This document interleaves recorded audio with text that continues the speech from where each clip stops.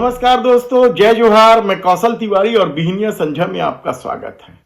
कभी गृह मंत्री रहते हुए एसपी कलेक्टर को वसूली अधिकारी और 10-10 हजार रुपए में थाना बिकने का दावा करके रमन सरकार को कटघरे में खड़ा करने वाले पूर्व गृह मंत्री ननकी राम कंवर क्या एक बार फिर साय सरकार के लिए मुसीबत बन रहे हैं? दरअसल विभिन्न घोटालों को लेकर वे समय समय पर शासन को पत्र लिखते रहे हैं और उन पत्रों पर कार्रवाई नहीं होते देख अब पूर्व गृह मंत्री ननकी राम कंवर ने सीधे पीएमओ को, सीबीआई को और ईडी को पत्र लिखकर उन भ्रष्ट अफसरों के नाम का खुलासा किया है जो आदिवासियों के लिए बनी योजना में घपले घोटाले कर रहे थे। कौन है वे अफसर? क्या वे अफसर अब फंस जाएंगे?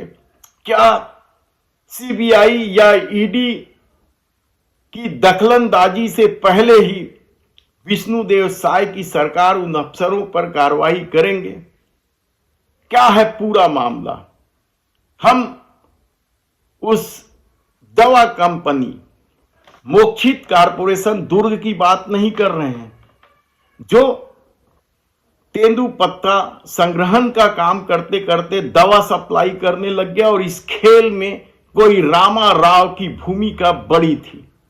और ना ही हम उस मोबाइल खरीदी कांड की बात कर रहे हैं जिसे लेकर ननकी राम कंवर ने साय सरकार को पत्र लिखा था, बल्कि आज हम बात कर रहे हैं निजी आयुर्वेदिक कंपनियों से दवा खरीदी में हुए घपले घोटाले को लेकर। दरअसल सरकार ने एक निर्देश जारी किया था मुख्य सचिव कि हर्बल प्रोडक्ट की खरीदी केवल संजीवनी से करना है ताकि छत्तीसगढ़ के आदिवासियों को इसका फायदा मिल सके, उन्हें उनके उत्पादन का उचित कीमत मिल सके। लेकिन एक खेल हुआ और यह सारा खेल भूपेश सरकार के दौरान हुआ। तब आयुष संचालक श्रीमती इप्ता आरा थी।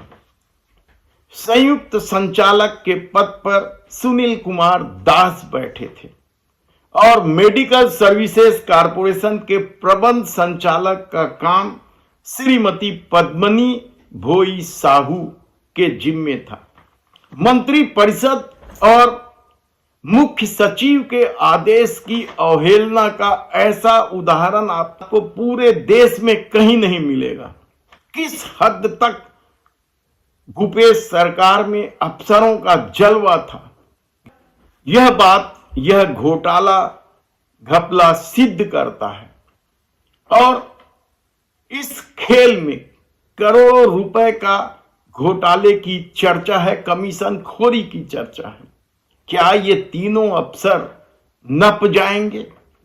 क्योंकि ये तीनों अफसर आज भी महत्वपूर्ण पदों पर बैठे हुए हैं। एक साय सरकार को ननकी राम कंवर ने एक एक दस्तावेज के साथ, सबूत के साथ शिकायत की है, लेकिन अभी तक इनके खिलाफ कोई कार्रवाई नहीं हुई है।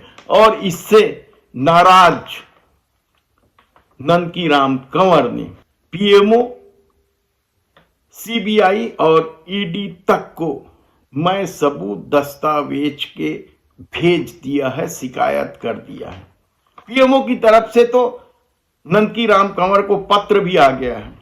अनुसंधान अधिकारी HR मीना ने, जो राष्ट्रीय अनुसूचित जनजाति आयोग में है, उन्होंने ननकी राम की शिकायत को संज्ञान में लेते हुए बकायदा मुख्य सचिव को पत्र भी लिखा है कि इस मामले में क्या कार्रवाई की जा रही है, तत्काल इसकी सूचना दे, क्योंकि केंद्र सरकार की यानी मोदी सत्ता की महत्वाकांक्षी योजना को पलीता लगाने का ये पूरा खेल हुआ है।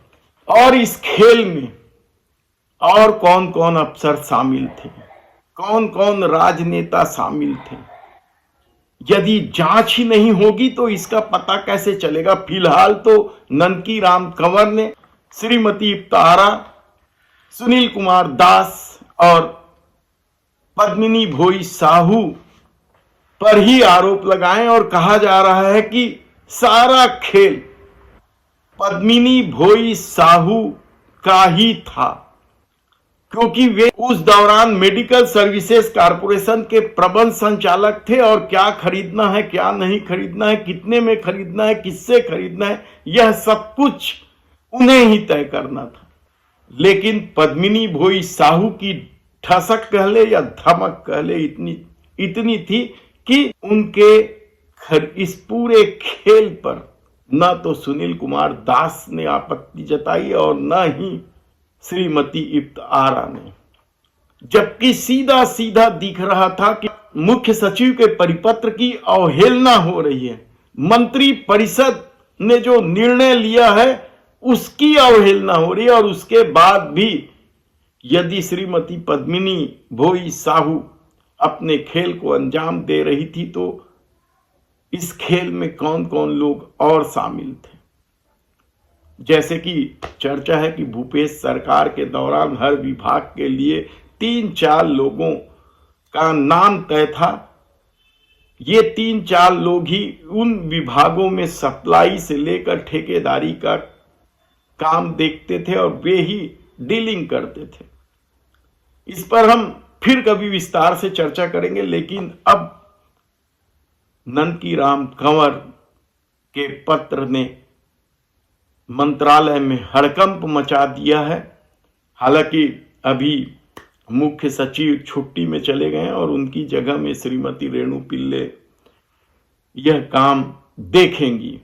देखना है कि आने वाले दिनों में राज्य सरकार क्या इस मामले में सीबीआई को कोई जानकारी देगी।